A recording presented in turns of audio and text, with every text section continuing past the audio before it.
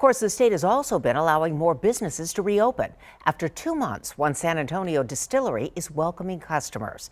Eyewitness News reporter Holly Stouffer explains how they've kept business afloat in unprecedented times. Maverick Whiskey reopens for regular business. Everybody's just excited to sort of return to normalcy. Rick Monroe is the head distiller. They've spent the last 2 months making hand sanitizer during this pandemic. Played around with a batch here and there and then quickly figured out that the need was pretty great. Monroe says they donated it to first responders and medical workers. They also sold what they could to keep the lights on. That allowed us to keep the distillery folks employed. Some of us were working 6-7 days a week. They've definitely earned themselves a drink. And now you can finally come back in for one.